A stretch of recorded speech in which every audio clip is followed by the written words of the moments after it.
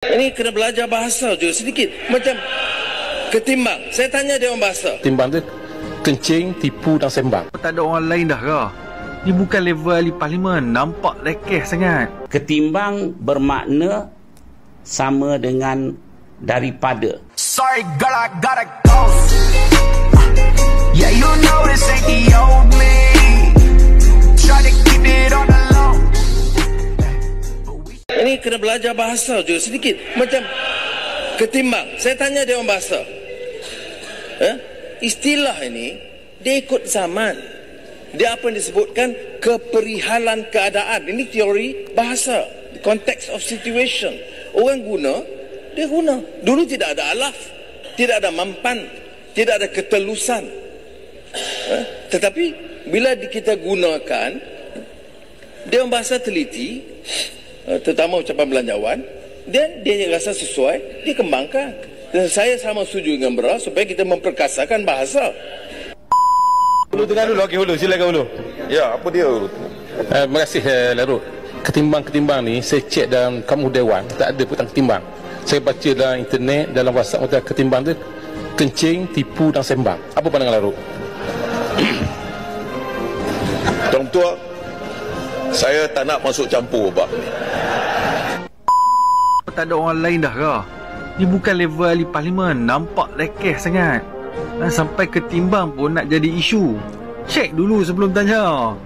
Perkataan petimbang ni, bahasa Melayu Jawa maksud dia perbandingan antara dua perkara ataupun beri pilihan.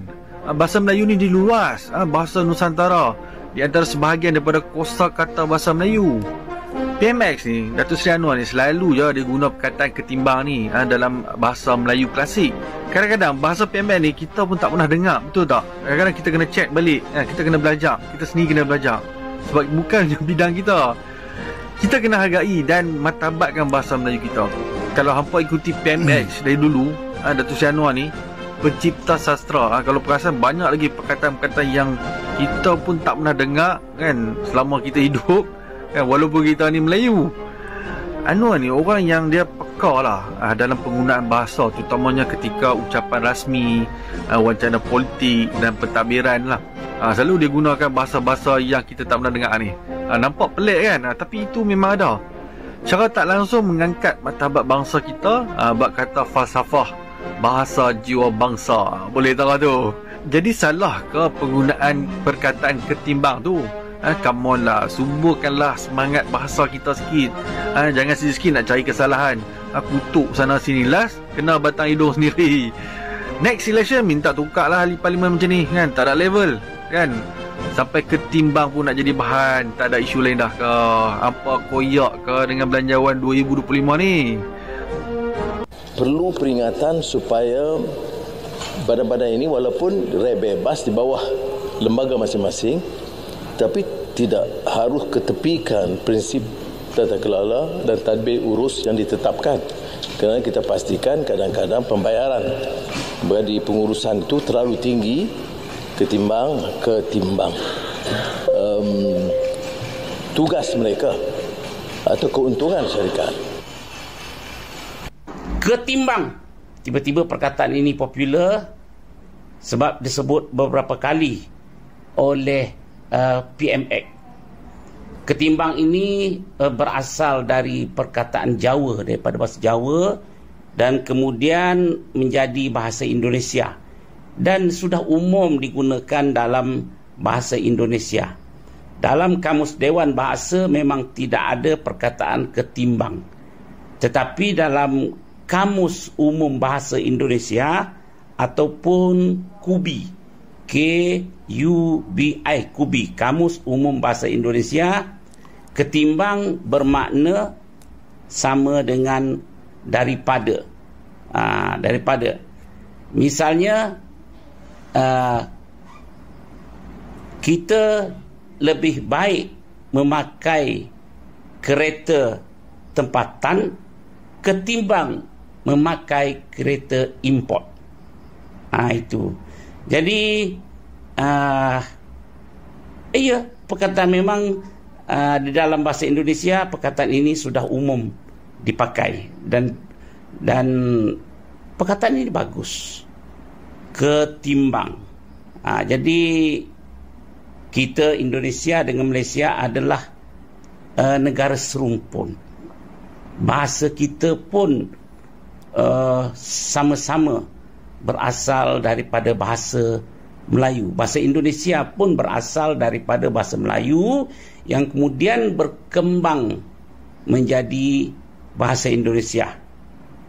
Dengan banyak, tetapi bezanya bahasa Indonesia sekarang banyak mengambil perkataan-perkataan dari bahasa-bahasa daerah di Indonesia seperti bahasa Jawa, bahasa Batak, bahasa Minangkabau dan sebagainya. Jadi seperti kita bahasa Malaysia juga, kita juga banyak meminjam, mengambil, menyerap perkataan-perkataan dari bahasa Inggeris, bahasa Jawa dan sebagainya. Jadi itulah sekadar pencerahan daripada saya. Ketimbang bermakna sama dengan daripada.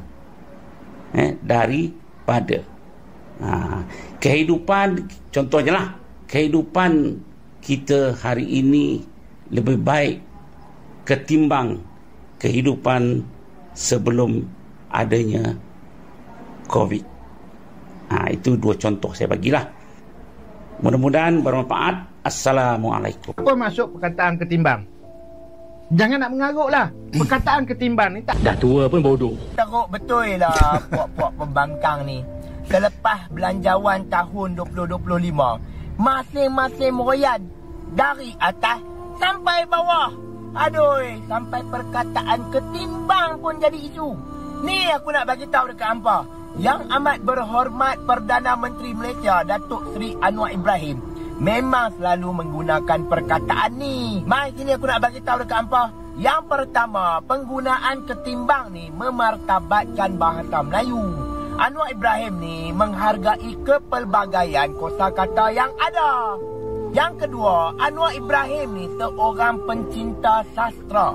Dengan istilah ini, dia dapat menambahkan keindahan bahasa dalam wancana politik.